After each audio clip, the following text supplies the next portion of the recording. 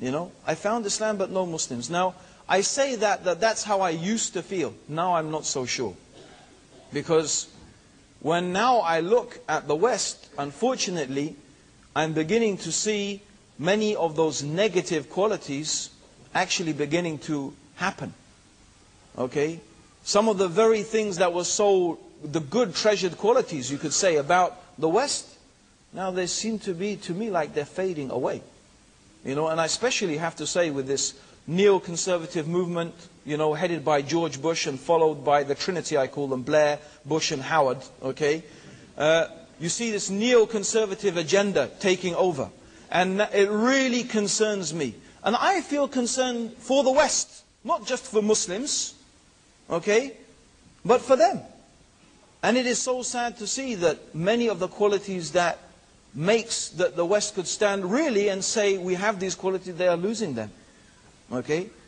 You know, what we find in America, in Britain, 1,000 years, at least in Britain, more than 1,000 years perhaps of human rights and from the Magna Carta onwards, it's just been wiped out, just like that. Just like that, wiped out. I mean, in England now, you can be arrested and put in prison indefinitely.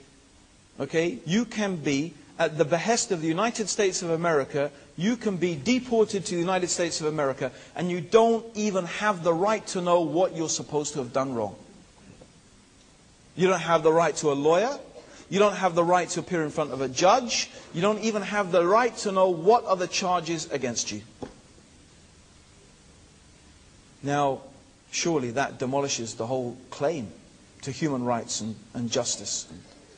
You know, so I'm reaching a stage where I'm beginning to feel a bit, nervous. Maybe there will be an exodus, I don't know, from the Muslims. Maybe things will get too tough. I believe there is an agenda at the moment. I don't want to go on too long about this, okay? But I do believe that we could really simplistically, and this is just for analysis, divide the Western world into two groups of people. The people who really believe in what we could call the liberal ideal. They believe in liberalism. They believe in multiculturalism. They believe in the idea of societies and religions living together, okay, in society. And they really do believe in those things. And there's many people, young and old, who stick to those ideals. We just need to see the 2.5 million people in England. It was amazing to see it. 2.5 million people who came to demonstrate against the war in Iraq. In Milan, nearly 5 million people. These are perhaps some of the biggest demonstrations that we know in history. Okay? So there is this broad, this broad group of people, who really still believe in these ideals. But there is another ideology that is coming to the fore. And this ideology is a group of people who want to split the world again along civilizational lines. They want the West to be for the Westerners. They want it to be once again Christendom, not a multicultural, multi-religious, multi-ethnic society, but they want it to be Christendom, once again dominated by the Greco-Roman Christian values. Okay? This is especially evident in France, also in the United States of America. This is the ideology that is being pushed. And this is why we have these things like banning hijab, making life more and more difficult for Muslims, because it really is an attempt to separate, again, the world of Islam because they see Islam is growing. And it's growing in Europe, and it's growing in America. And they're intimidated by that. Okay? So these ideals, they say, yeah, we can have these ideals as long as it's not going, when it starts going the way we don't want it to go, right? If people start becoming Muslim and that ethic starts taking over, then we change the rules of the game, right? It's like, I'm losing, now I'm changing the rules to make sure I can win, right? And, unfortunately, I think this is happening. Only time will tell where it is going to go. Only time. But I have to say, sorry to go on, but I do have to say to the Muslims something very important to my Muslim brothers and sisters. Okay? I believe that this is what is going on. You have not felt it yet in New Zealand, strongly. We were living in cuckoo land in England. right? We're not anymore. Now we're tasting it. Okay? I hope it doesn't happen here.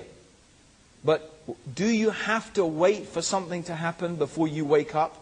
Do you have to wait for something to happen before you realize that you can't live in the West like semi-ghettoized communities, living in ghettos, not communicating, not interacting, not sharing with people your experience of what Islam is and what it means? You know, you have to reach out. You have to let your neighbors know who you are. You have to invite them round to your house. Tell them about yourself. Tell your friends, tell your colleagues, share, because what we have at the moment is ignorance and suspicion. If we don't tell people about ourselves, about our religion, about the beautiful things about Islam, about how many things that we have in common and how many things we share in common. So many things. What is it that we all want to live in peace? Who wants war? We all want to live in peace. We want to live in harmony. We don't want ethnic strife, and we want to get on with our lives and worship God, okay, and have the freedom to believe what we want to believe, and we will. That's the same for everyone else. Isn't that what we want? Okay, but you know what? If you don't let people know, and you don't explain to them what Islam is about, you know who is going to explain to them? I'll tell you who will explain to them. Shaitan will explain to them. He will come and he will put in their brains, oh, these people are like this and these people are like that. Right? And their imagination will take over. Oh, look who moved in next door. He's got a big beard. And she's covering her head. Oh dear, it's those Muslims. And what is that? A bag of fertilizer? Are they going to build a bomb? Huh? No, we're laughing. We're laughing. It's not a joke though. It's not a joke, because that's what happens. So we have to, and also the other thing, brothers and sisters, is very important. This is the most challenging thing I'm going to throw out to you. I'm going to throw out to you something I hope we're ready for it. I'm not sure we are. Okay? But we have to get rid of our cultural baggage. We have to. Okay? We have to start realizing that Islam, we have to start knowing the difference. And it's challenging. But what is the difference between Islam and culture? Okay? Many of us just think that what we do and what our parents did and what our grandparents did is Islam. No. The fact is that some parts of it are Islam. Maybe many parts of it are Islam. But believe me, some parts of it are Hinduism. Some parts of it are tribal customs. Some parts of it are all sorts of things. They're things that we have put ourselves from our culture and our mind. I'm only suggesting these things to show the ways that we need to start thinking. Okay? Islam is flexible enough to work here in the West. We can make it work. But we have to think very deeply and very hard. And we have to think, how much is our culture and how much is our religion? And we have to find a way to make Islam work within the cultural context of where we live, without abandoning the religion. That's the other extreme that some people go to, and they give up everything altogether. That's not right either. We have to find something in between. I want to make a couple of statements and would like you to make comments on them, please. Okay. First, that we know Islam means peace. We also know that in Islam, taking away innocent lives, like it happened in your backyard in London, is not condoned by Islam. But the other thing is that the West, probably out of misunderstanding, call these people who create these atrocities jihadists. And I'd like to you to make comments on these, please. Thank you.